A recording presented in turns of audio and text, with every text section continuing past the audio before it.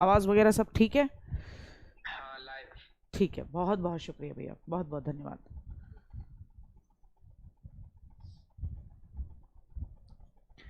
Hello, हाय, good morning, Ram Ram, Radhe Radhe, जय श्री कृष्णा। मैं गार्गी सारस्वत आप सभी का स्वागत करती हूं आपके अपने प्यारे परिवार रोजगार विद अंकित पर। और उम्मीद करती हूं कि सभी प्यारे प्यारे बच्चे एकदम बढ़िया होंगे, आनंदित होंगे। आ जाएं सभी प्यारे बच्चे। बहुत बढ़िया, बहुत बढ़िया। शशांक, गौरव जी, समर्थ जायसवाल जी शॉर्ट। और कहाँ गए ये? तो फिर एडवर्टीजमेंट आने लग गए। हाँ जी, शिवानी खुराना, मोहित राजपूत, प्रीति राठौर, प्रिया राज, गुड्डा हूँ मैं, गार्गी मैम का गुड्डा हूँ। बहुत बढ़िया। प्रीति फोगाट जी, सतीश कुमार, मन्ना सिंह, मनन सिंह भाटी, सोमा श्री बंदोपाध्याय, क्या बात है। सोनू सारस्वत मैम, मैं रेलवे एसएससी दोनों की तैयारी कर रहा हूँ, क्या मेरे लिए कोर्स बेस्ट रहेगा? सबके लिए बेस्ट रहेगा। बड़े देखो भाई, पॉलिटी, इतिहास, ज्योग्राफी, इकोनॉमिक्स ये बदलते नहीं है ना। ये जीएस जो है ये बदलेगा नहीं। तो इस चीज को विशेष तौर पर याद रखना है कि अगर आप किसी भी तरीके की इस तरीके की क्लासेस ले रहे हैं तो बेनिफिशियल रहती है। लेकिन अगर इसी से जुड़ी हुई पहले से कोई क्लास लेके बैठे हो तो बेटा दो जगह पैसा डालने का कोई लॉजिक नहीं रहता है। तो आ जाएं एक बार सभी प्यारे प्यारे बच्चे फटाफट से। Good morning, good morning. हाँ बिल्कुल, टाइम टेबल बता देंगे, टाइम टेबल बताएंगे। नवीन भैया टाइम टेबल पिन कर दो, सबसे बेस्ट यही है, टाइम टेबल पिन कर दिया जाए। अभी टाइम टेबल पिन होगा। ये पहले मैं आपको बता दूं, ये एसएससी सीजीएल के लिए विशेष तौर पर बैच चल रहा है, लेकिन इसका मतलब ये नहीं है कि यहां जो पॉलिटी होगी वो किसी अन्य एग्जाम में काम नहीं आएगी। बहुत बढ़िया बेहतरीन तरीके का आपका ये पॉलिटी की क्लासेस रहेंगी, ये अन्य एग्जाम में भी काम आएंगी। तो निर्माण बैच की ये पहली डेमो क्लास है पॉलिटी की। आज आपके लिए 3 दिन आपको पता है डेमो चलेगा और उसके बाद क्लासेस एप्लीकेशन पे चलेंगी, ये आप भली भांति परिचित हैं। तो 3 दिन ठोक के बजा के एकदम बढ़िया तरीके से आप चेक कर लें कि पढ़ाने वाले आपके मास्टर जी मास्टरनियां बढ़िया हैं या नहीं है। तो पहले एक बार सिलेबस पर डिस्कशन कर लेते हैं बेटा जी। क्या क्या हम पढ़ रहे होंगे जो मुख्य तौर पर इंपॉर्टेंट बेसिस पे आपके आता है, ठीक है। तो सबसे पहले तो हम कॉन्स्टिट्यूएंट असेंबली पढ़ रहे होंगे, जिसके बारे में हम आज पढ़ेंगे कि किसी भी देश की कॉन्स्टिट्यूशन को बनाने के लिए कुछ लोगों का ग्रुप होता है, उसे कहते हैं आप कॉन्स्टिट्यूएंट असेंबली। तो संविधान सभा के बारे में, फिर उसने जो कॉन्स्टिट्यूशन बनाया उसके बारे में पढ़ रहे होंगे। फिर इस कॉन्स्टिट्यूशन में क्या सब हमारा ही है या कहीं से हम इंस्पायर हुए, तो वो सोर्सेस क्या रहे हैं, वहां से बहुत सारे क्वेश्चंस आते हैं, इंपॉर्टेंट फैक्टर है, उससे कर रहे होंगे। फिर जो अलग अलग आपके कॉन्स्टिट्यूशन के पार्ट्स हैं, पहले जब कॉन्स्टिट्यूशन बना था 22 भाग थे, 22 पार्ट्स थे। अब उसके बाद बहुत सारी चीजें बदली, अमेंडमेंट्स हुए, संशोधन हुए, 25 पार्ट हो गए। तो भाग और जितनी शेड्यूल हैं, अनुसूचियां हैं, उनके बारे में पढ़ रहे होंगे, है ना। भाग 1 संघ और उसके राज्य क्षेत्र यानी यूनियन एंड इट्स टेरिटरीज पढ़ रहे होंगे। आप पढ़ेंगे सिटीजनशिप, फंडामेंटल राइट्स। बहुत सबसे ज्यादा प्रश्न इस बार जो आया था फंडामेंटल राइट्स से सबसे ज्यादा क्वेश्चन थे आपके। DPSP, directive principles of the आपके स्टेट पॉलिसी की बात करेंगे, डीपीएसपी की बात करेंगे, नीति निर्देशक तत्व की बात करेंगे। यानी जब भी आप कोई देश होता है अपने यहाँ पे कोई नियम कायदे कानून बनाता है तो अपने दिमाग में क्या रखता है। आपके घर में आपके मम्मी पापा ने कोई नियम, कोई कायदा, कोई कानून बनाया होगा कि 7 बजे के बाद मेरे घर का बच्चा बाहर नहीं जाएगा, तो दिमाग में कुछ होगा ना। इस नीति को बनाने के लिए, इस पॉलिसी को बनाने के लिए उनके दिमाग में क्या प्रिंसिपल रहा, क्या सिद्धांत रहा, ऐसे ही देश को चलाने के लिए क्या जो पॉलिसी बनेंगी उनके प्रिंसिपल्स क्या होंगे, उन्हें आप कहते हो, उनके बेस क्या होंगे, उन्हें आप कहते हो नीति निर्देशक तत्व या directive policies of the state. आप डीपीएसपी बोलते हो उसे, है ना। तो उनके ऊपर बात करेंगे। मूल कर्तव्य, यानी इसके बाद आप बात करोगे, बिल्कुल बिल्कुल बिल्कुल, इसके बाद आप बात करोगे किसकी? फंडामेंटल ड्यूटीज की। फिर संघ, संघ के अंदर जो भी सारी चीजें होती हैं सबके बारे में बात कर रहे होंगे। यानी कि आप और हम बात कर रहे होंगे यूनियन, या जिसमें जो पूरे देश के लिए एक सरकार होती है उसके ऊपर बात कर रहे होंगे। उसके अंदर कौन आता है, उसके अंदर आप प्राइम प्रेसिडेंट के बारे में भी बात करते हो, प्राइम मिनिस्टर और उसकी काउंसिल के बारे में बात करते हो, फिर उसी के अंदर आप सुप्रीम कोर्ट के लिए भी बात करते हो। तो ये सभी चीजें हम पढ़ रहे होंगे। फिर हम भाग 6 जो कि आपका कॉन्स्टिट्यूशन में है, स्टेट के बारे में, तो स्टेट के बारे में पढ़ रहे होंगे। गवर्नर होता है स्टेट के अंदर, एक चीफ मिनिस्टर होता है, उसकी भी एक काउंसिल होती है ना, विधानसभाएं होती हैं, इन सब के बारे में पढ़ रहे होंगे। फिर आप पढ़ रहे होंगे यूनियन टेरिटरीज, यूटीज के बारे में, यानी कि जो संघ राज्य क्षेत्र हैं भारत में, इस समय 8 यूनियन टेरिटरी हैं, उनके बारे में पढ़ रहे होंगे। पंचायत के बारे में पढ़ेंगे। स्टेट और आपकी सेंट्रल गवर्नमेंट के बीच रिलेशनशिप कैसे हैं, और इन रिलेशनशिप को तब से लेके अब तक में लाने में कौन कौन से आयोग आए, कमीशन आए, उन्होंने अपनी क्या क्या प्रपोजल दिया, सिफारिश दी, उसके बाद आज रिश्ते जो देखने को मिलते हैं वो है हमारी नजरों के सामने। एक समय तो ऐसा था कि सेंट्रल गवर्नमेंट एकदम कान ही कुतर लेती थी स्टेट गवर्नमेंट के। मतलब इसका मतलब समझ रहे हो, अगर सेंटर में गवर्नमेंट है कांग्रेस की और किसी स्टेट में जो गवर्नमेंट चल रही है वो बीजेपी की चल रही है, तो अब वो ये सोचते थे इसको परेशान करना, कैसे करना, ठीक है भाई आर्टिकल 356 लगवाओ, राष्ट्रपति शासन लगवाओ, कैसे भी करके लगवाओ। तो ये बहुत सारी चीजें चलती थी, लेकिन आज रिश्ते सुधरे हैं, है ना। तो इसके पीछे बहुत एक लंबी जर्नी है, उसे समझ रहे होंगे। यहां से भी प्रश्न बहुत बनते हैं। इलेक्शन कमीशन के बारे में समझ रहे होंगे। राजभाषा, ऑफिशियल लैंग्वेज, इमरजेंसी प्रोविजंस जो हैं भारत के, जो इमरजेंसी लगती है, कब लगती है, कब कब लगी, और किन किन चीजों की सिचुएशन आएगी कि इमरजेंसी लग सकती है, कौन लगाता है, इमरजेंसी जब लगती है तो फिर कानून कौन बनाता है, इमरजेंसी होती क्या है, इन सबको समझ रहे होंगे। फिर कॉन्स्टिट्यूशन में अमेंडमेंट या संविधान में संशोधन कैसे किया जाता है उसको समझ रहे होंगे। बहुत इंपॉर्टेंट है कि संविधान तो बन गया, कॉन्स्टिट्यूशन तो बन गया बहुत पहले, लेकिन तब से लेके अब तक में नियम कायदे कानून तो बदले हैं ना, और बदलने पड़ते भी हैं बेटा जी। आप एक बात बताओ, आपके दादी दादाजी के समय के चले हुए नियम कायदे कानून क्या आपके लिए चल जाएंगे? आपकी दादी जी इतना घूंघट डाल के चलती थी, इससे भी ज्यादा ही मान लो। क्या अब आपकी बहन की कहीं शादी करवाओगे आप, तो आप यही कहोगे कि नहीं इतना ही घूंघट डाल के चलना? वो ये कहेगी चल पढ़ा लिखा बेवकूफ, कहाँ जा रहा है बात करने शादी की, मेरे रिश्ते की, तू पहले खुद की बुद्धि सुधार ले, आपकी बहन ही कह देगी। तो समय बदला है। अब जब समय बदला है तो ऐसे ही कॉन्स्टिट्यूशन की रिक्वायरमेंट भी बदली होगी भाई, संविधान में भी तो चेंज करने की जरूरत आएगी, उसको समझ रहे होंगे। इसी तरीके से एंड में विशेष उपबंध और इन सब बातों को समझ रहे होंगे। समझ रहे हो? हाँ बिल्कुल, आ जाओ। हाँ नाहिद कह रहे हैं चल जाएगा, चल जाएगा बेटा, पता लगेगा कितना चलवाओगे। अरे बातें तो तुम सब खूब बना लेते हो। तो आज सबसे पहला टॉपिक जो है बहुत प्यार प्यार से समझेंगे, देखो कहीं कोई दिक्कत नहीं होगी, आनंदित रहना, मस्त रहना, खूब हंसी मजाक के साथ समझाऊंगी, और जितना समझाऊंगी वहां से क्वेश्चंस बने हुए हैं और बताती भी चलूंगी साथ के साथ।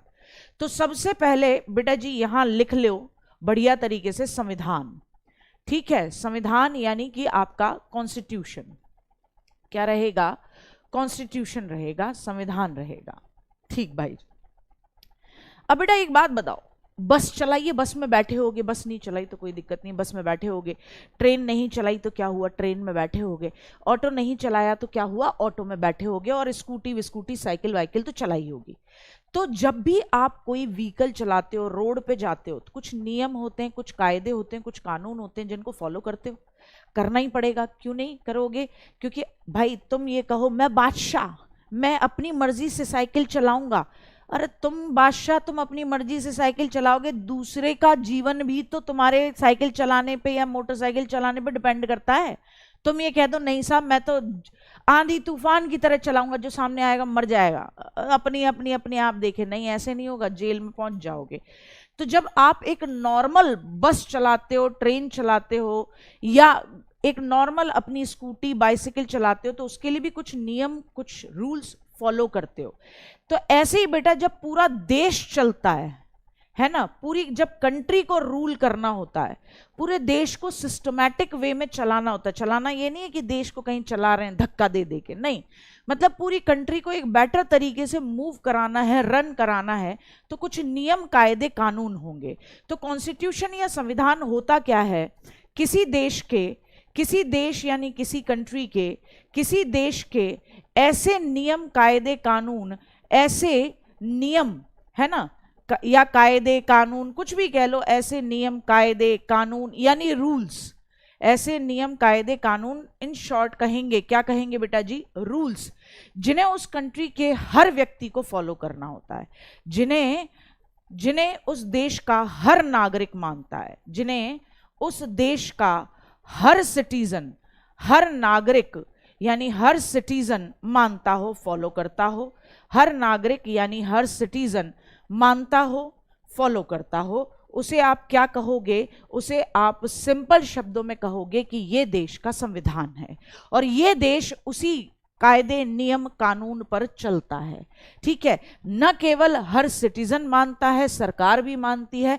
तो ये एक तरीके से रूल बुक है, एक किताब है जिसके अंदर लिख दिया गया है कि इस काम के लिए ये आदमी है और ये काम इस तरीके से होगा।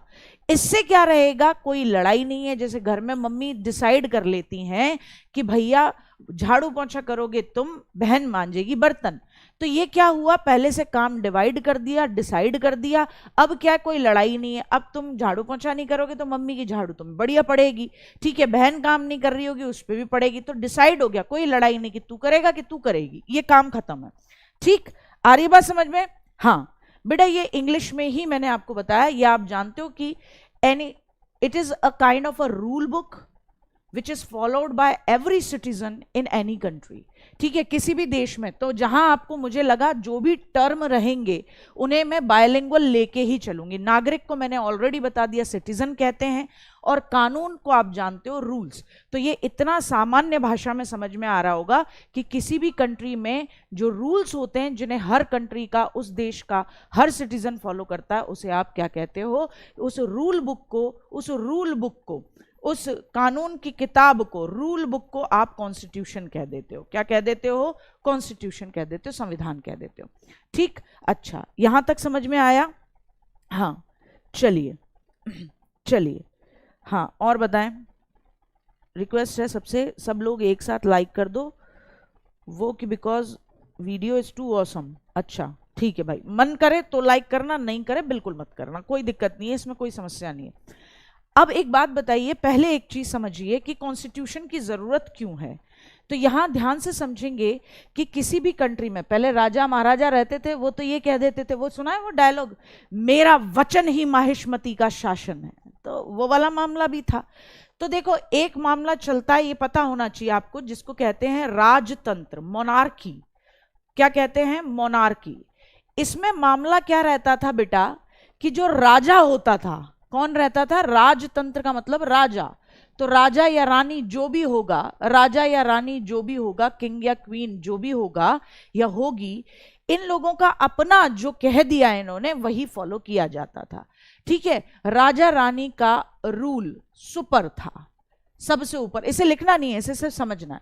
राजा रानी ने जो कह दिया, वही वाली बात कि मेरा वचन ही माहिष्मती का शासन है। अब भाई, तुम्हारा वचन भी तो गड़बड़ हो सकता है, तुम गड़बड़ी कर सकते हो ना, पर नहीं, बोले अब तो बस ए बाहुबली निकल जा रहे यहां से। तो वो वाला मामला था।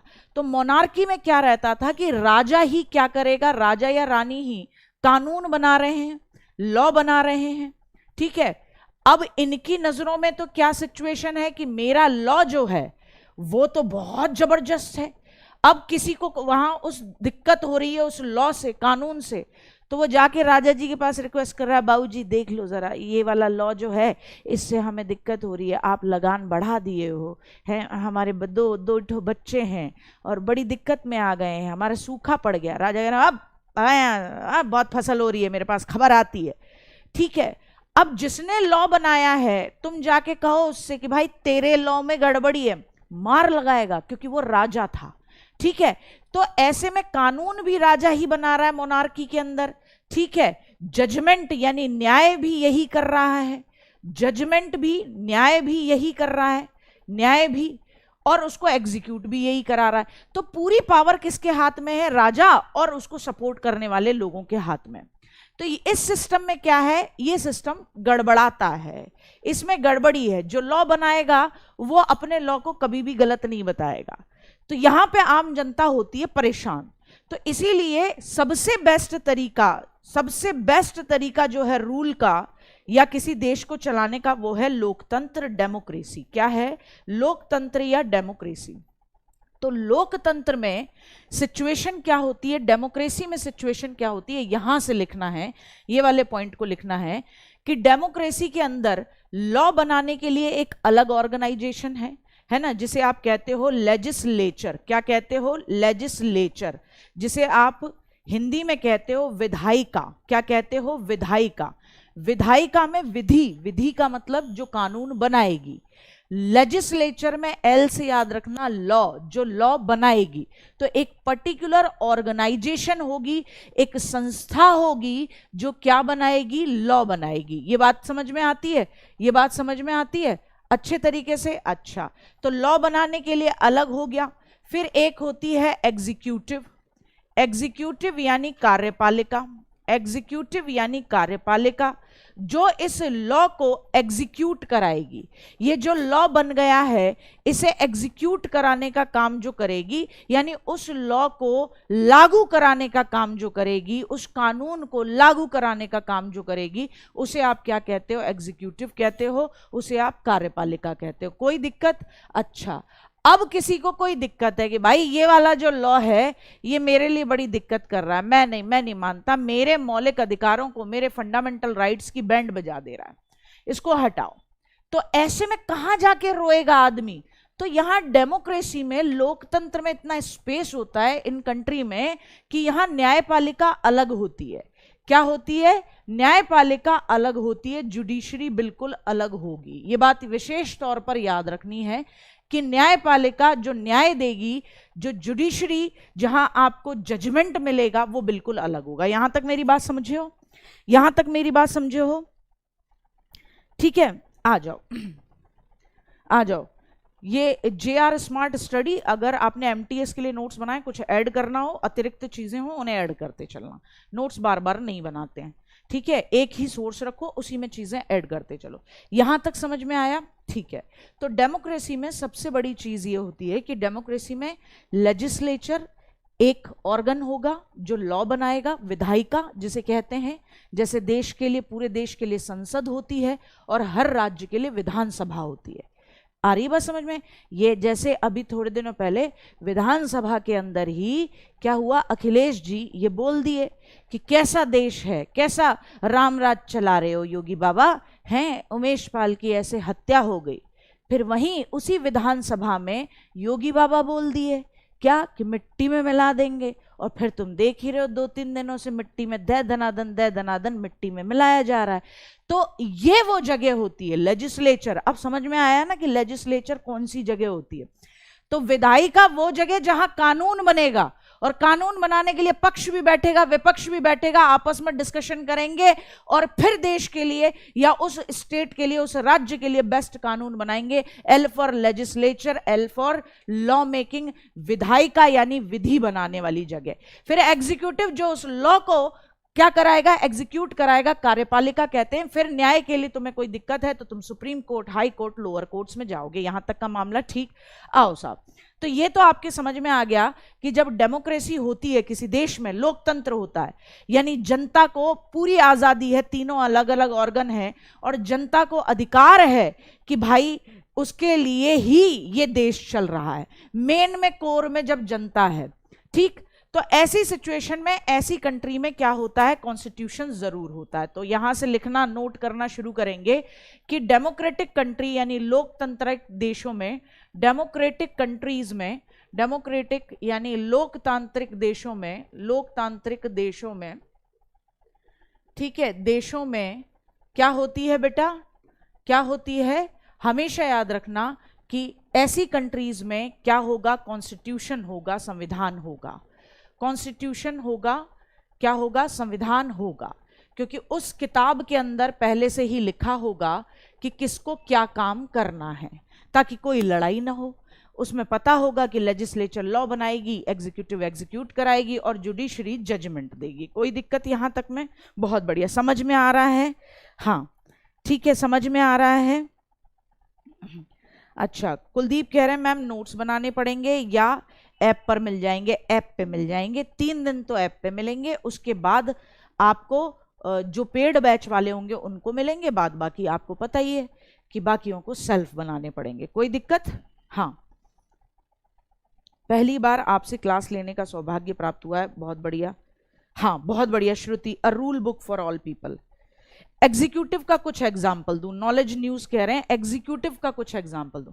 एग्जीक्यूटिव का मतलब है बेटा, देखो संसद में बना लॉ, लॉ बन गया, अब एग्जीक्यूट कौन कराएगा? तो एग्जीक्यूटिव के बेस्ट एग्जाम्पल होते हैं आईएएस पीसीएस ऑफिसर। देखें ऊपर से डंडा चलता, अब कैसे नहीं करा रहे हो उस काम को, पूरा करवाओ, पकड़ो उनको, करो सस्पेंड। जिनने गोली चलाई है, कल में मामला जो चल रहा है, कल की बड़ी चर्चित खबर रही है, नेशनल छोड़ो इंटरनेशनल लेवल पे हो गया है, ठीक है। तो ऐसी सिचुएशन में ऊपर से जो लॉ आया, ऑर्डर आया, उसको लागू कौन करवाएगा, एग्जीक्यूट कौन कराएगा? तो सारे आईएएस पीसीएस सब लग गए भैया कि भैया पहले तो इन्हें सस्पेंड करो और वो पकड़ो उनको, कौन थे कौन नहीं थे और क्या इनके पीछे का मामला है। तो वो जो भी कानून बना उसको एग्जीक्यूट कराने वाला, उसको धरातल पर आम जनता तक पहुंचाने वाला, वो आईएएस ऑफिसर, वो पीसीएस ऑफिसर, वो मंत्री जो उस लोकल जगह से चुना हुआ है, वो सब एग्जीक्यूटिव में आते हैं। ठीक है, मेरी बात समझ रहे हो? कोई दिक्कत हुई, कोई परेशानी तो नहीं हुई? ठीक है, आ जाओ। ठीक है, अब समझो यहां से। अब बेटा इंडिया भी भैया डेमोक्रेटिक कंट्री है, हम भी आजाद हुए। आजादी से पहले जब अंग्रेज बागड़ बिल्ले हमारे सिर पे तांडव कर रहे थे ना, तभी हमारे दिमाग में थी कि यार नहीं, जब भी हमें आजादी मिलेगी ना, हम अपना कॉन्स्टिट्यूशन बनाएंगे और इतना जोर का जबरदस्त कॉन्स्टिट्यूशन बनाएंगे कि भारत की जनता के एकदम आत्मा तृप्त हो जाए कि हाँ हमें कुछ अधिकार मिले। तो कहानी शुरू करते हैं, पूरे वर्ल्ड से कॉन्स्टिट्यूशन की कहानी शुरू होती है कि ये कॉन्स्टिट्यूशन बनाने का आइडिया पहले किसके दिमाग में आया। तो यहां नोट करेंगे 1215 में इंग्लैंड का एक राजा था, इंग्लैंड का राजा जॉन, इंग्लैंड का राजा जॉन। ये इंग्लिश मीडियम वालों को इतना समझ में आ जाएगा ना गुड्डा कि इंग्लैंड का किंग जॉन। जहां मुझे लगेगा बिट्टू कि ये टर्म आपको समझने में नहीं आएगा, वहां मैं उसे इंग्लिश में खुद लिखवाऊंगी, ठीक है ना। बाकी बिल्कुल मैं ऐसी लैंग्वेज में लेके चलूंगी जहां आपको, हिंदी वालों को, इंग्लिश वालों को, किसी को कोई दिक्कत ना हो। तो ठीक है, 1215 में इंग्लैंड का राजा था जॉन, ठीक। उसने क्या करा, अपने दरबारियों को, अपने दरबारियों को यानी कि कॉर्टिशियंस को, कोर्ट में जो लोग रहते थे, कॉर्टिशियंस को क्या दे दिया, कॉर्टिशियंस को अधिकार पत्र दिया कि आज से तुम्हें ये काम करने का अधिकार है। अधिकार पत्र या जिसे आप मैग्ना कार्टा बोलते हो, क्या कहते हो, मैग्ना कार्टा कहते हो, वो दे दिया, या आप जिसे क्या कहते हो, मैग्ना कार्टा दिया, जारी किया या दिया, ठीक है। इसका मतलब इंग्लैंड के राजा जॉन ने अपने कोर्ट में रहने वाले, अपने दरबार में रहने वाले दरबारियों को यह कहा कि आज से तुम्हें ये काम करने के अधिकार हैं। तो उन्होंने कहा होगा कि बाबूजी देखो, आप तो बोल देते हो यहाँ से, अब महल के अंदर आप कह देते हो कि तुम जाओ और तुम्हें वहां से बगीचे से फूल तोड़ने का अधिकार है, लेकिन उधर जो फुलवारी वाले भैया हैं वो डंडा बजाते हैं। तो बोले कोई दिक्कत नहीं है, रिटन में दे देता हूं तुम्हें, समझ रहे हो ना। तो यहीं पे इंग्लैंड के राजा जॉन ने अपने दरबारियों को, कॉर्टिशियंस को क्या दिया था, एक मैग्ना कार्टा अधिकार पत्र दिया था कि तुम्हें ये अधिकार होंगे, और वो रिटन में दिया था, ठीक, ताकि कोई दिक्कत ना हो। तो ये विश्व में, पूरे वर्ल्ड के अंदर माना जाता है कि पहली बार था कि किसी ने जब रिटन फॉर्म में ये डिसाइड किया था कि लोगों के पास क्या होने चाहिए, राइट्स होने चाहिए, चाहे अपने केवल दरबारियों को दिया था। फिर पूरे वर्ल्ड के अंदर एक ही कंट्री है, यूएसए, यानी कि संयुक्त राष्ट्र अमेरिका पहला देश था, फर्स्ट कंट्री बना, पहला देश बना जिसने क्या करा बेटा, फर्स्ट कंट्री बना जिसने 1789 में क्या करा, लिखित संविधान रखा, एक रिटन कॉन्स्टिट्यूशन बनाया अपने लिए, लिखित संविधान, ठीक, रिटन कॉन्स्टिट्यूशन बनाया। लिखित संविधान यानी रिटन कॉन्स्टिट्यूशन कि हर चीज लिख दी है, कोई भी बात, कोई भी रूल बोला नहीं गया है, हर चीज लिख दी गई है ताकि किसी को कोई दिक्कत ना हो, सबको सबके काम पता हो, कोई किसी के दूसरे के एरिया में ना घुसे। बहुत स्पष्ट है कि जब मम्मी ये चीज रिटन में घर के अंदर लगा देती है कि ये झाड़ू पोंछे का काम तुम्हारा, बर्तन तुम्हारी बहन साफ करेगी, शाम के कपड़े वो सुखाओगे तुम, प्रेस तुम करोगे, शाम का खाना तुम्हारी बहन बनाएगी, ये रिटन में हो गया। तो तुम्हारे घर की एक कॉन्स्टिट्यूशन बना हुआ है और वो रिटन में है, रिटन में है। तो जो जो नहीं करेगा कान उसके खींचे जाएंगे। आ रही है बात समझ में? तो ऐसे ही पूरे वर्ल्ड में यूएसए यानी अमेरिका पहली कंट्री बना जिसने 1789 में अपने यहां रिटन कॉन्स्टिट्यूशन का फॉर्मेट शुरू किया, और उसको देखकर बाकी सब देशों को भी लगा कि हाँ यार, बातें वर्बली नहीं होनी चाहिए, रिटन में होनी चाहिए। तो अब आओ इंडिया पर, अब कहां आओ, भारत पर आ जाओ बेटा जी, भारत में।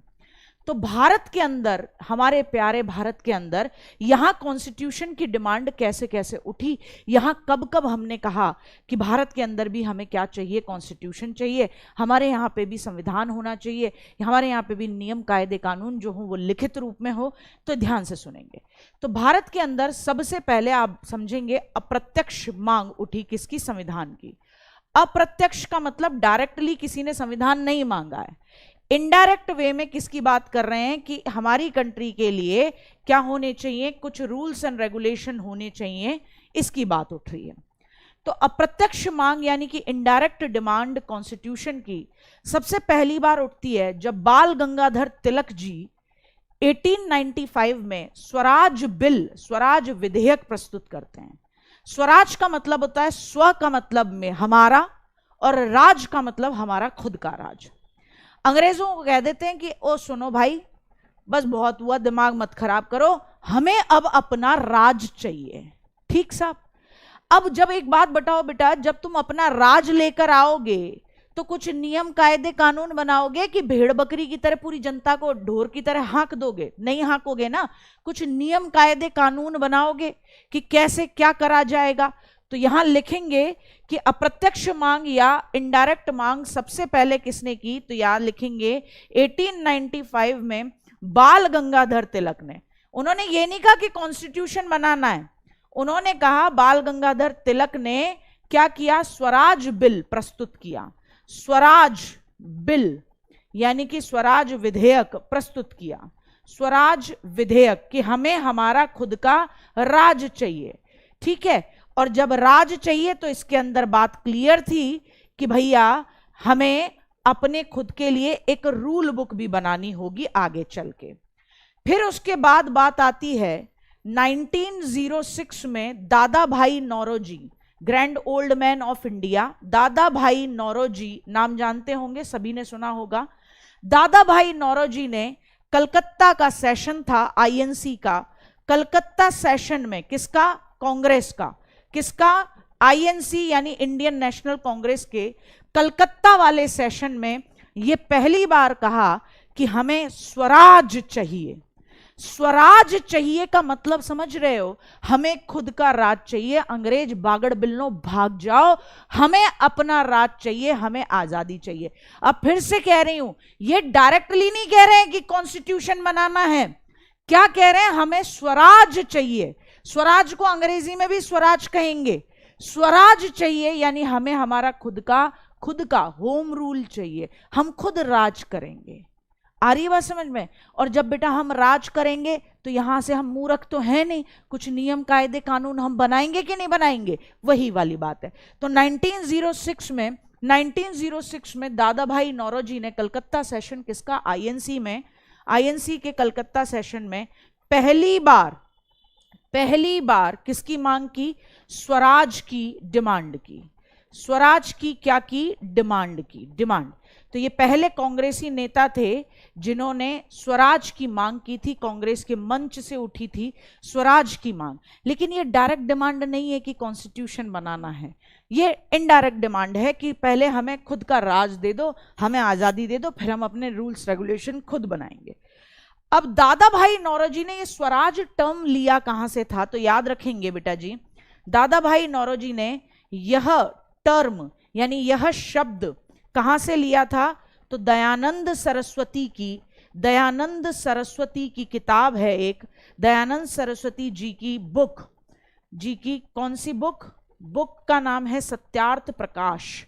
बुक का नाम क्या है बेटा जी? सत्यार्थ प्रकाश। अच्छा, सत्यार्थ प्रकाश अंग्रेजी में भी सत्यार्थ प्रकाश ही रहेंगे और दयानंद सरस्वती जी अंग्रेजी में भी दयानंद सरस्वती जी ही कहलाएंगे। ठीक है। तो इसीलिए ये मत कहना कि मैम यहां समझ में नहीं आया, जो चीज नहीं समझ में आई वो मैंने आपको बता दिया। बिल यानी विधेयक होता है, ये मैंने लिखा दिया था। ठीक है ना? हाँ जी, बहुत बढ़िया, बहुत बढ़िया। हाँ, तो यहाँ पर दादा भाई नौरोजी ने 1906 में कलकत्ता में एक सेशन हो रहा था, किसका, कांग्रेस का, उसमें कहा कि भैया हमें चाहिए स्वराज, पहली बार मांग उठी है। और दादा भाई नौरोजी खुद कहते हैं कि ये शब्द उन्होंने दयानंद सरस्वती जी की बुक सत्यार्थ प्रकाश से लिया था। ठीक है, तो यानी कि दादा भाई नौरोजी से बहुत पहले दयानंद सरस्वती जी ने खुद कह दिया था कि भारत के अंदर क्या होना चाहिए, स्वराज होना चाहिए, यानी भारतीयों का खुद का राज होना चाहिए। कुल मिला के यहां अभी तक आजादी की बात आ रही है, लेकिन जब भी कोई देश आजाद होगा तो जाहिर सी बात है बेटा, डेमोक्रेटिक कंट्री होगी, तो डेमोक्रेटिक कंट्री होगी, इंडिपेंडेंट कंट्री होगी, तो फिर वो वहां पे अपने यहाँ पे रिटन में कॉन्स्टिट्यूशन रखना चाहेगी। इसीलिए इसे मैं इनडायरेक्ट डिमांड कह रही हूं, क्योंकि संविधान बनाना है ये डायरेक्टली नहीं बोला जा रहा अब तक। यहां तक समझ में आया? यहां तक में कोई दिक्कत हो तो बताओ, ये बातें याद रहेंगी। अब ध्यान से सुनो नेक्स्ट बात। यहां तक के बाद में अब कहानी में थोड़ा और आगे बढ़ते हैं। तो क्या होता है, 1922 में गांधी जी कह देते हैं कि जिस दिन भारत के अंदर स्वराज होगा, यानी हमारा खुद का राज होगा, तो उस दिन जो देश होगा हमारा, वो इंडियंस की इच्छाओं के अकॉर्डिंग होगा, ना कि ब्रिटेन जो जैसा चाहेगा वैसा बना देगा। ठीक है साहब, ये बात भी आई गई चली जाती है, बातें चलती रहती हैं कि इंडिया को स्वराज चाहिए और हम अपने रूल्स एंड रेगुलेशन खुद बनाएंगे। अंग्रेज ये कहते हैं अरे बोलते रहते हैं, इनका क्या है, ये तो कब से ही बोल रहे हैं, 1857 से बोल रहे हैं, इनकी नहीं सुननी, रूल करो रूल करो, वो रूल करे जा रहे हैं। ठीक, अब क्या होता है ये जरा याद करो, 1928 में साइमन कमीशन भारत आता है। याद है बेटा, साइमन कमीशन भारत आया। साइमन कमीशन क्या हुआ, भारत आता है। कब की बात है बेटा जी, ये बात है 1928 की। अब साइमन कमीशन भारत आया, हमने तुरंत कह दिया, हम तो पहले मूड में थे, स्वराज चाहिए, हम तो तब से ही मूड में थे, भैया हमें चाहिए स्वराज, आजादी दो, हमें कुछ नहीं चाहिए। जैसे ये आया, ये सातों के सातों कौन थे, गोरे लोग, अंग्रेज बागड़ बिल्ले, हमने कह दिया अब भागो यहां से, गो बैक साइमन, नारे लगा दिए। अब उस समय साइमन कमीशन जब भारत आया, हमने कह दिया गो बैक साइमन, तो भारत सचिव था। भारत सचिव एक पोस्ट हुआ करती थी, इंडियन सेक्रेटरीट की पोस्ट हुआ करती थी। उसका नाम क्या था, उसका नाम था आपका, रुक जाओ, डेविड हेड था। ठीक है, बर्कले हेड, बर्कले हेड था। तो ये बर्कले हेड बोला हमसे कि ज्यादा बन रहे हो, अच्छा ज्यादा ही बन रहे हो, तो एक काम करो, अपने देश को, तुम्हें जिस दिन स्वराज मिले, जिस दिन तुम्हें आजादी मिले, तुम अपना देश कैसे चलाओगे, लाओ दिखाओ हमें, ऐसा एक रूल्स एंड रेगुलेशन का फॉर्मेट बना के दिखाओ, ऐसा एक संविधान का या ऐसे कानूनों का एक ड्राफ्ट ही बना के दिखा दो जिसे तुम्हारा पूरा भारत के लोग मान लें। इसने चैलेंज कर दिया बर्कले हेड ने। उस समय भारत सचिव था, उस समय ये क्या था, इंडियन सेक्रेटरीट था, अंग्रेजों की तरफ से भारत को रिप्रेजेंट कर रहा था। ठीक, इसने ऐसे एकदम चैलेंज सा कर दिया। इसने चैलेंज किया तो 1928 की ही बात है, मोतीलाल नेहरू जी, कौन, मोतीलाल नेहरू, संग में बोलना, मोतीलाल नेहरू जी ने कहा अच्छा बेटा ठीक है। तो 1928 में मोतीलाल नेहरू जी ने नेहरू रिपोर्ट लाके मुंह पे फेंक दी, ले बागड़ बिल्ले बर्कले, ये देख जिस दिन, और उसके अंदर उन्होंने क्या लिखा कि जिस भी दिन भारत का संविधान बनेगा उस दिन हम भारत के लोगों को क्या क्या देंगे, हमारे देश के रूल्स एंड रेगुलेशन में हम क्या क्या चीजें रखेंगे। मेरी बात समझ रहे हो ना, मेरी बात समझ रहे हो ना? हाँ, नेहरू रिपोर्ट, मोतीलाल नेहरू, चाचा नेहरू के पापा जी, ठीक ना? हाँ, तो मोतीलाल नेहरू जी ने 1928 में नेहरू रिपोर्ट पब्लिश की, नेहरू रिपोर्ट जारी की। इसे बोलते ही है नेहरू रिपोर्ट, क्यों? क्योंकि ये बर्कले हेड ने दिमाग में ज्यादा बुद्धि सरका दी। तो मोतीलाल नेहरू जी ने 1928 में नेहरू रिपोर्ट जारी की और उसके अंदर मोतीलाल नेहरू जी ने, कहा जाता है कि भारत का संविधान तो मत कहो, इसे कॉन्स्टिट्यूशन तो नहीं कहोगे, लेकिन बहुत सारी चीजें एक तरीके से एक ड्राफ्ट तैयार करके ऐसा मुंह पे दे के मारा, लो देखो। और उसके अंदर क्या लिखा था, एक प्रकार का, यहां लिख लें, एक प्रकार का मसौदा तैयार करके, मसौदा यानी ड्राफ्ट, कॉन्स्टिट्यूशन का ड्राफ्ट तैयार किया नेहरू जी ने। अब इसके अंदर क्या क्या था, नेहरू जी ने ये कहा कि इस मसौदे के अंदर क्या क्या बातें लिखी थी नेहरू जी ने, तो याद रखना, ये कहा था कि जब भी भारत इंडिपेंडेंट होगा और भारत के हाथ में अपने देश के लिए कानून बनाने की पावर आएगी, तो भारत के अंदर होगा वयस्क मताधिकार। क्या कहा था उन्होंने?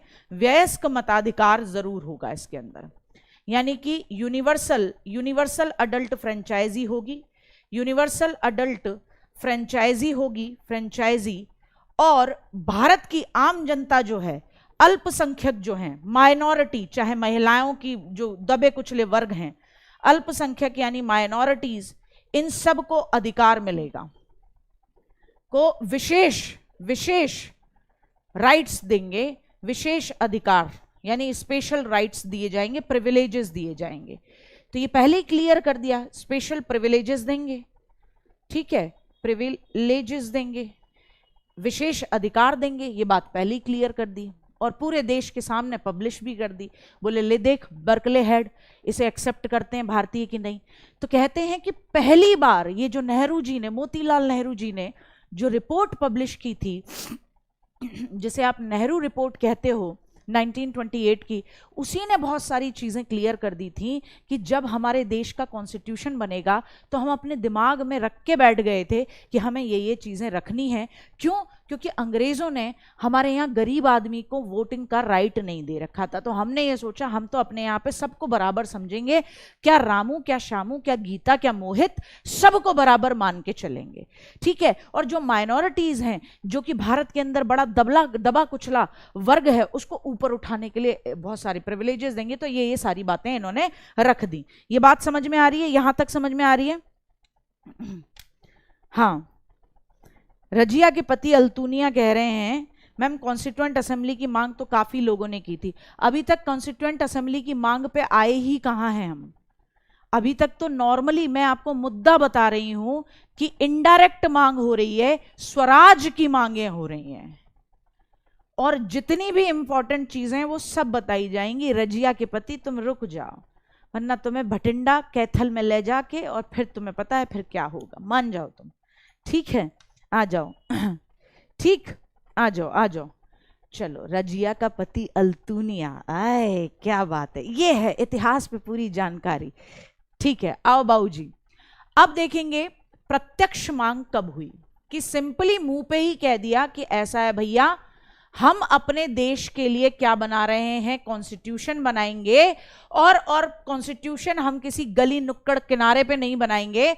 उसके लिए कॉन्स्टिट्यूशन या संविधान बनाने के लिए हमें एक संविधान सभा की जरूरत है, यानी कॉन्स्टिट्यूएंट असेंबली की जरूरत है।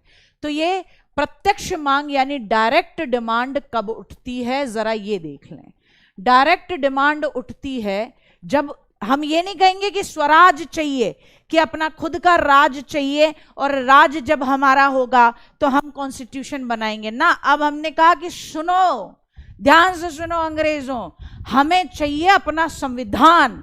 हम तुम्हारे रूल्स से नहीं चलेंगे कि तुम ब्रिटेन में लाके कह दोगे कि नहीं ये वाला रूल चलेगा, कि ये रजिया का पति अल्तूनिया होगा। नहीं, हमारा अपना रूल चलेगा कि अल्तूनिया की पत्नी रजिया होगी, जैसे भी लगाएंगे हम। तो बोले हम अपना संविधान बनाएंगे, अपनी रूल्स बनाएंगे, और अपने रूल्स बनाने के लिए तुम्हारे वहां से बन के नहीं आएगा, हमारे अपने लोग ही बनाएंगे। तो ये पहली बार संविधान सभा की मांग उठती है, डायरेक्ट डिमांड उठती है। लिखेंगे 1934 में M.N. रॉय। क्या लिखेंगे? M.N. रॉय, जिन्हें कहते हैं मानवेंद्र नाथ रॉय। M.N. रॉय या मानवेंद्र नाथ रॉय, लिखना चाहो तो लिख लीजिएगा, मानवेंद्र नाथ रॉय मैं बोल रही हूं। 1934 में मानवेंद्र नाथ रॉय ने पहली बार क्या की? प्रत्यक्ष मांग की। किसकी? संविधान सभा की। संविधान सभा यानी कॉन्स्टिट्यूएंट असेंबली की, संविधान सभा यानी जो कॉन्स्टिट्यूशन बनाएगी उस असेंबली की मांग की। कॉन्स्टिट्यूएंट असेंबली की क्या की? मांग की। मेरी बात समझ पा रहे हैं? असेंबली की क्या की? मांग की, ठीक है। तो पहले कौन थे? मानवेंद्र नाथ रॉय थे, और ये मार्क्सवादी नेता थे, मार्क्सवादी विचारधारा, जो कार्ल मार्क्स की बातों पर चलते हैं, मार्क्सवादी नेता थे। इन्होंने सिंपल कहा कि भैया बहुत दिन हो गए हैं, हम बात करनी चाहिए कि अब हमारे देश के अंदर रूल्स और रेगुलेशन हमारे खुद के हों, तो एक संविधान हो हमारे देश का, और उसे बनाने वाले भी हम हों। तो पहली बार 1934 में ये बोले। कोई दिक्कत? M.N. रॉय।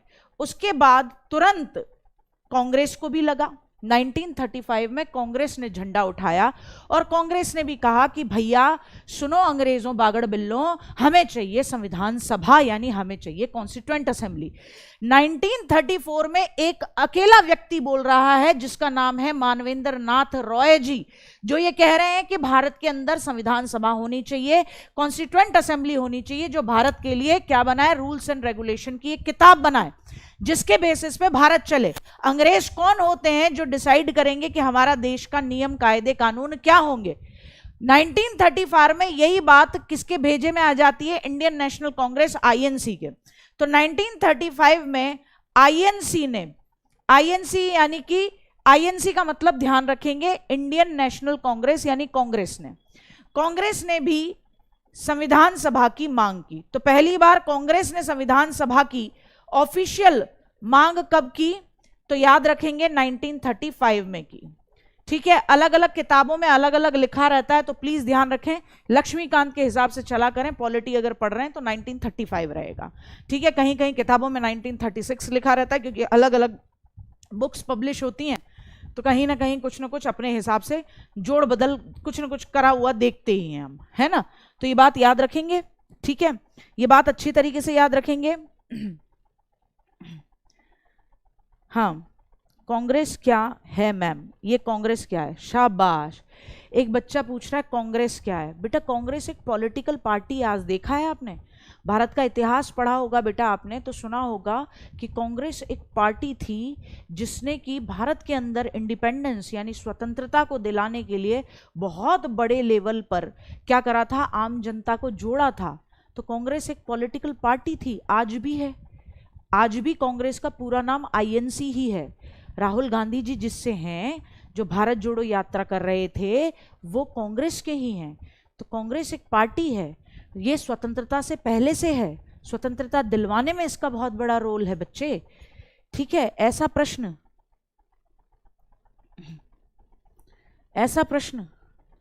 ठीक है। अरे यार ये तुम भैया कितने इसके, ये देखो जेआर स्मार्ट स्टडी वाला, इनके समझ में ही नहीं आया, इनके समझ में ही नहीं आया। जब पहली बार पूछे कि किस व्यक्ति ने खुलकर संविधान सभा की मांग की, प्रत्यक्ष रूप से डिमांड की, डायरेक्ट वे में डिमांड की कि कॉन्स्टिट्यूएंट असेंबली होनी चाहिए जो भारत का संविधान बनाए, तो एमएन रॉय आएगा।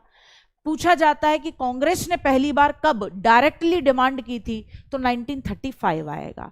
उसके अलावा इधर उधर दिमाग नहीं लगाना है, उसके अलावा इधर उधर दिमाग नहीं लगाना। बेटा लक्ष्मीकांत चेक कर लेना, लक्ष्मीकांत अच्छे से चेक कर लेना। ठीक है, और उसके अंदर तुम्हें न मिले 1935 तो फिर बात कर लेना। ठीक है बेटा जी, तो फिर बात करना। ठीक है ना, अच्छे से चेक करो, ऑथेंटिक किताबों को फॉलो किया करो। मैं आपको पहले ही बोल रही हूं कि अलग अलग किताबों में अलग अलग मामला रखा रहता है, इसीलिए इस चीज को भी समझ लेना है। हाँ, गांधी जी ने की थी ना, मैंने कहा ना आपको 1922 में कही थी गांधी जी ने बात, 1922 में मैंने आपको वर्बली बोला था इस बात को। अब उसके बाद क्या होता है 1935 में, अब जैसे ही आईएनसी यानी कि इंडियन नेशनल कांग्रेस ये डिमांड करती है, तो अंग्रेजों के सिर में खुजली हो जाती है। ये कहते हैं यार कांग्रेस बोल रही है तो यार ये कह रहे हैं संविधान सभा चाहिए, तो ये तो दिक्कत करेंगे, इनके साथ तो बहुत भारत की जनता जुड़ी हुई है। पर अंग्रेज कहते हैं अरे बोलने तो बोलते तो ये बहुत कुछ है, हमने इनकी कौन सी डिमांड आज तक पूरी की है, तो रहने दो, कोई मतलब नहीं है, कोई लेना देना नहीं है। तो ऐसे करके ये कान से उड़ा देते हैं। क्या कर देते हैं, कान से, हाँ ये बात याद रखना, ये कान पे से उड़ा देते हैं, अंग्रेज हमारे कान पे से उड़ा देते हैं। तो फिर 1937 में आईएनसी फिर से यानी इंडियन नेशनल कांग्रेस फिर से फैजपुर में, कहा फैजपुर में क्या करती है, एक सेशन करती है, और फिर वहां डिमांड उठती है। सेशन में फिर से संविधान सभा की डिमांड उठी। फिर से किसकी डिमांड उठी कि भैया एक कॉन्स्टिट्यूएंट असेंबली बनाओ जो हमारे देश के लिए क्या बनाएगी, संविधान बनाएगी, नियम कायदे कानून बनाएगी। कॉन्स्टिट्यूएंट असेंबली की क्या उठी, डिमांड उठी, मांग उठी, असेंबली की मांग उठी मांग उठी। कोई दिक्कत, यहां तक कोई परेशानी? बहुत बढ़िया। हाँ फैजपुर, ठीक, फैजपुर अच्छे तरीके से। बेटा मैंने आपको क्या कहा मैंने आपको पहले ही कह दिया 1936 गलती से भी मत कहो, नहीं है तो जाके एकदम दुकान पे लक्ष्मीकांत खरीद के पढ़ लेना, अगर यहां भरोसा नहीं है तो तुमसे ज्यादा ही जानते हैं। ये पहले अगर मैंने खुद ही बोल दिया कि किताबों में इसे 1936 लिखा रहता है तो इसका मतलब और किताबें जिनसे तुम पढ़ के बैठे हो वो मैंने भी देखी हैं, है ना। तो वो मैं यही क्लियर कर रही हूं कि लक्ष्मीकांत से सटीक किसी भी किताब में कुछ नहीं होता, 1935 है। दोबारा जाओ, एक बार किताब टटोलो और उसको फाइंड आउट करो, ठीक है। तो ये मेरा आपसे करबद्ध निवेदन रहेगा कि जब तक आपको न पता हो तब तक ऐसे ये मत करिएगा कि मैम 1936 होगा, क्योंकि आप पढ़ते हो छोटी मोटी किताबों से, टीचर्स के पास आपसे ज्यादा ऑथेंटिक वेरिफिकेशन के सोर्सेज होते हैं, ठीक। आ रही बात समझ में? चलो बहुत बढ़िया, हाँ यहां तक समझ में आ गया, ठीक ठीक ठीक ठीक ठीक ठीक, यहां तक समझ में आ गया, सबके समझ में आ गया, बहुत बढ़िया बहुत बढ़िया। हाँ बिल्कुल, जीके जीएस नेहरू रिपोर्ट को ब्लूप्रिंट ऑफ कॉन्स्टिट्यूशन कह सकते हैं, कहा जाता है, ठीक है। ठीक, आ जाओ अब आगे बढ़े। तो 1937 में आईएनसी के फैसपुर सेशन में भी फिर से डिमांड करते हैं, और 1938 की बात आती है कि जब सुभाष चंद्र बोस, कौन बोस साहब, सुभाष चंद्र बोस साहब क्या कहते हैं, सुभाष चंद्र बोस जी कहते हैं कि भारत का जब भी कॉन्स्टिट्यूशन बनेगा या भारत की जब भी संविधान बनेगा तो उसमें हम लोगों को क्या देंगे, वयस्क मताधिकार देंगे, और उसमें हम अंग्रेजों का कोई हाथ नहीं लेंगे। तो 1938 में सुभाष चंद्र बोस भी कह देते हैं कि भारत का संविधान क्या देगा, भारत का संविधान बिना बाहरी हस्तक्षेप के, शॉर्ट में लिख लो, बिना बाहरी हस्तक्षेप के बनेगा, बिना बाहरी हस्तक्षेप के बनेगा, इंग्लिश में भी लिखा दूंगी, बाहरी हस्तक्षेप यानी कि एक्सटर्नल इंटरफेरेंस, बाहर का कोई आदमी नहीं होगा, भारत के लोग ही बनाएंगे, के बनेगा और लोगों को क्या मिलेगा, वयस्क मताधिकार, लोगों को क्या मिलेगा, वयस्क मताधिकार यानी यूनिवर्सल अडल्ट फ्रेंचाइजी मिलेगी, यानी हर वयस्क यानी एक उम्र का व्यक्ति भारत के अंदर, चाहे वो अमीर हो, चाहे गरीब हो, चाहे महिला हो, चाहे पुरुष हो, लूला हो, लंगड़ा हो, अंधा हो, काना हो, उसको सबको वोटिंग राइट मिलेगा और लोगों को वयस्क मताधिकार मिलेगा। ये बात वहां पे भी उठी, यानी कि यूनिवर्सल अडल्ट फ्रेंचाइजी यूएएफ मिलेगी। कोई दिक्कत यहां तक में? बहुत बढ़िया बहुत बढ़िया, ठीक ठीक है, आ जाओ। अब यहां तक की कहानी समझ में आई? ठीक है साहब, हमने धनाधन डिमांड की है कि हमें चाहिए क्या, कॉन्स्टिट्यूशन। अब अंग्रेज कह रहे हैं बोलने दो यार, क्या दिक्कत है, ये 1935 में बोल लें, ये 1937 में बोल लें, ये 1938 में बोल लें, हमें तो देना ही नहीं है, हम तो इन्हें कब से चूरन चटनी चटाते आ रहे हैं। तो अंग्रेजों ने कान पे से उतार दिया। अब लेकिन है ना, ऐसी सिचुएशन आ गई कि अंग्रेजों के पिताजी को भी हमारी बात माननी पड़ेगी। होता क्या है, 1939 से लेकर 1945 तक क्या चलती है बेटा, सेकेंड वर्ल्ड वॉर हो जाती है। क्या हो जाती है? द्वितीय विश्व युद्ध हो जाता है। अब हम समझ गए, बोले हमारी मांग नहीं मान रहे हो कि हमें अपने देश चलाने के लिए अपना कॉन्स्टिट्यूशन बनाना है और उसके लिए हम अपनी कॉन्स्टिट्यूएंट असेंबली बनाएंगे, संविधान सभा। अंग्रेजों ने ये कह दिया था हाँ दे देंगे दे देंगे दे देंगे। अब क्या हुआ, सेकेंड वर्ल्ड वॉर हो गई। सेकेंड वर्ल्ड वॉर हो गई तो सेकेंड वर्ल्ड वॉर में दो खेमे बन गए पूरे विश्व में। एक तरफ है एक्सिस पावर्स जिसे कहते हो आप धुरी राष्ट्र, क्या कहते हो, धुरी राष्ट्र कहते हो, और एक तरफ है आपके मित्र राष्ट्र जिन्हें कहते हो अलाइड पावर्स, क्या कहते हो, अलाइड नेशंस या अलाइड पावर्स, कुछ भी कह लीजिए। तो एक तरफ तो आ गए बेटा कौन, जापान जर्मनी और इटली, जापान जर्मनी और इटली, ये लड़ने के लिए बैठ गए। यहां जर्मनी में बैठा हुआ है कौन, हिटलर। और एक तरफ पावरफुल नेशन जो अलाइड नेशन थे उनमें कौन है, फ्रांस है, ब्रिटेन है, अमेरिका है, फ्रांस है, ब्रिटेन है, यूएसए, अमेरिका है, हॉलैंड है, बेल्जियम है। कौन कौन है, हॉलैंड है, बेल्जियम है, ये सब एक तरफ हैं। अब सिचुएशन क्या है बेटा, अब इन्हें पता है, ये अंग्रेजों को पता है कि यार हमें जरूरत पड़ेगी सेकेंड वर्ल्ड वॉर में इंडियंस की। तो ये इंडियंस से कह रहे हैं कि देखो जी वो सेकेंड वर्ल्ड वॉर शुरू हो गई है और चलो हमारा साथ देने के लिए, ये गंदे लोग हैं, इनको बहुत ज्यादा दिक्कत हो रही है। ये देखो कैसे दुनिया पे, मानवता पर, ह्यूमैनिटी पर दुनिया भर का अत्याचार कर रहे हैं। अब इंडियंस कह रहे हैं, वो जो बोले थे ना पहले, सुने थे ना कि संविधान सभा चाहिए, कॉन्स्टिट्यूएंट असेंबली चाहिए भारत के लिए। अब भारत के लोग अपने रूल्स एंड रेगुलेशन पे चलेंगे, वो बनवाओ। ये कह रहे हैं यार मान जाओ यार, बनवा देंगे बनवा देंगे। हम कह रहे हैं नहीं, पहले बनवाओ। तो क्या हुआ, जैसे ही सेकेंड वर्ल्ड वॉर हुई, ये अंग्रेज एकदम ऐसे जो हंस रहे थे ना हम पे, कह रहे मांगने दो इन्हें, इन्हें कि मैंने मांगने से क्या होता है, ये तुरंत ऐसे आ गए कि यार मान जाओ, हमारे साथ में आ जाओ, लड़ाई वड़ाई करवाने में हमारी मदद करा दो, हम पीट दिए जा रहे हैं बहुत बुरी तरीके से, आ जाओ। तो ये बेचारे ऐसे एकदम हाथ जोड़ के आ गए कि मान जाओ। तो क्या आता है, अगस्त प्रस्ताव आता है। बेटा देखो, अगर आप कॉन्स्टिट्यूएंट असेंबली या भारत की संविधान सभा कैसे बनी है, यहां तक शुरू से लेके एंड तक की जर्नी नहीं समझ पाओगे तो जीवन भर रट्टा मारोगे बस।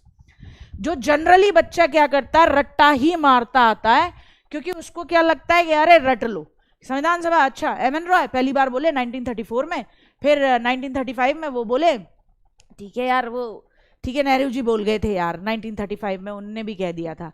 फिर 1937 में भी वो कहा, फिर 1938 में सुभाष चंद्र बोस भी बोले, ठीक है। ये रट लेता है कि संविधान की स्वराज की पहली मांग कब हुई थी, कि भैया सबसे पहले दादा भाई नौरोजी बोले थे। लेकिन बेटा रट लेने से कोई काम नहीं बनता कि कैबिनेट मिशन के बेसिस पे भारत के अंदर कॉन्स्टिट्यूएंट असेंबली संविधान सभा बनी। नहीं, पहले पूरी जर्नी समझो, पूरी जर्नी समझो, ताकि जब क्वेश्चन अभी बताऊंगी ना कि क्वेश्चन कैसे बनता है, तो वहां पे आपके दिमाग में पूरी कथा कहानी होगी, कहीं कोई दिक्कत नहीं होगी।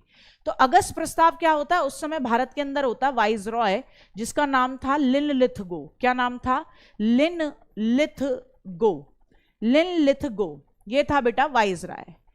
इसने कहा यार बात मान जाओ यार, तुम लोग आईएनसी वालों, तुम कहोगे पूरे देश के अंदर से लोग मान जाएंगे। तो इसने क्या करा, अगस्त प्रस्ताव, इसे अगस्त प्रपोजल भी कहते हैं, ये लेकर आया। कब लेकर आया, 8 अगस्त 1940 के अंदर, 1940 के अंदर। और इसका एम क्या था, इस अगस्त प्रस्ताव का एम था कि भारत जो है वो सेकेंड वर्ल्ड वॉर में ब्रिटेन की तरफ से पार्टिसिपेट करे। भारतीय सेकेंड वर्ल्ड वॉर में ब्रिटेन की तरफ से क्या करे, यानी इंग्लैंड की तरफ से पार्टिसिपेट करे, भागीदारिता ले, ठीक है, भाग ले। हमने क्या कह दिया कि हमारी बातें मान लो, तो ये क्या बोले, हाँ बनवा देंगे। इसने क्या कहा, जब हमने कहा ना हमें चाहिए संविधान, हमारी डिमांड क्या थी बेटा, हमारी डिमांड क्या थी, संविधान सभा। हमारी डिमांड क्या थी, पहले संविधान सभा, ठीक, संविधान सभा दो, कॉन्स्टिट्यूएंट असेंबली बनवाओ हमारी। तो ये क्या बोले, विचार करेंगे। ये क्या बोले, विचार करेंगे। तो इनकी तरफ से क्या रिप्लाई आया, अंग्रेजों की तरफ से, इंग्लैंड की तरफ से क्या था, विचार करेंगे। क्या रहा बेटा इनका, विचार करेंगे। अब हम जानते थे कि ये फिर से विचार करेंगे का मतलब है लॉलीपॉप दे रहे हैं। ये कहने लगे युद्ध के बाद विचार करेंगे, युद्ध के बाद बनवा देंगे, युद्ध के बाद। बोले विचार कर रहे हैं, युद्ध के बाद तुम्हारे लिए कॉन्स्टिट्यूएंट असेंबली बनवा देंगे, तुम अपना कॉन्स्टिट्यूशन बनाना, देश चलाना। ये गोली थी। ये बोलते हैं ना गालिब साहब, हमें पता है जन्नत की हकीकत, लेकिन हमें पता है जन्नत की हकीकत, लेकिन दिल के खुश रखने को गालिब ये ख्याल भी अच्छा है। तो जब इन्होंने ये कह दिया कि विचार करेंगे, हम समझ गए कि ये जो शुरू से लॉलीपॉप देते आ रहे हैं, ये फिर लॉलीपॉप दे रहे हैं। हमने कहा भागो, हम नहीं आते तुम्हारे साथ में। तो भारतीयों ने क्या कर दिया बेटा, रिजेक्ट कर दिया। भारतीयों ने क्या कर दिया, आईएनसी ने, रिजल्ट लिख लेना यहां, रिजल्ट क्या निकला, आईएनसी ने डिनाई किया। आईएनसी ने क्या कर दिया, डिनाई, बोले गारंटी दो, ऐसे नहीं है, विचार करेंगे। ये होता है ना घर में, पापा यूं कह देते हैं, आप कहते पापा वो बुलेट लेनी थी, 60,000 मुझ में, बाकी आप सोचते हैं। बेटा सोचते हैं का मतलब ये, पापा ने कह दिया भग जाए यहां से, मूड मत खराब कर, सीधे बोल नहीं रहा हूं क्योंकि तुझसे ही 10 काम और करवाने होते हैं घर के, तो तुझे बोल नहीं रहा हूं, लेकिन करके नहीं दूंगा। तो यहीं पे अंग्रेजों ने ये वाली बात कर दी। आज मेरे हिसाब से टाइम थोड़ा वो चला गया है, कल करवाएंगे आगे की कहानी। कि कैसे हम संविधान सभा तक अंग्रेजों की गर्दन पकड़ते हुए लेकर आते हैं। अगस्त प्रस्ताव आएगा, हमने मना कर दिया। ये हमें लॉलीपॉप दे रहे थे, हमने कह दिया बहुत खाली, अब नहीं खाते। फिर क्रिप्स मिशन आएगा, क्रिप्स की चिप्स फटेगी, वो आएगा, उसकी बड़ी इज्जत थी भारत में स्टेफोर्ड क्रिप्स की, वो कहेगा यार मान जाओ, उसकी थोड़ी बहुत हम सुन लेते हैं, वो कल समझेंगे कहानी। तो मुझे उम्मीद है आपको बहुत अच्छे से क्लास समझ में आई होगी। इससे रिलेटेड मैं कल आपको जो क्वेश्चन बनवाऊंगी आपको समझ में आएगा कि देखो कैसे क्वेश्चन बने हैं, ठीक है। तो बी प्रिपेयर्ड, अच्छे से इसको पढ़ के आना। क्लास कैसी लगी ये ऑफलाइन कमेंट करके जरूर बताना। और बेटा ध्यान रखो, ऑथेंटिक किताबों से पढ़ा करो, ऑथेंटिक सोर्सेस से पढ़ा करो। और अगर पॉलिटी पढ़नी है तो एम लक्ष्मीकांत से बेहतर कोई किताब कभी नहीं आई है, सबसे बेहतरीन किताब है। और आपके पास जो कंटेंट होता है वो लक्ष्मीकांत से रिलेट करते हुए होता है, ठीक है। तो चलते हैं, मिलते हैं कल। Till the time, bye bye, love you, take care, जय हिंद, जय भारत।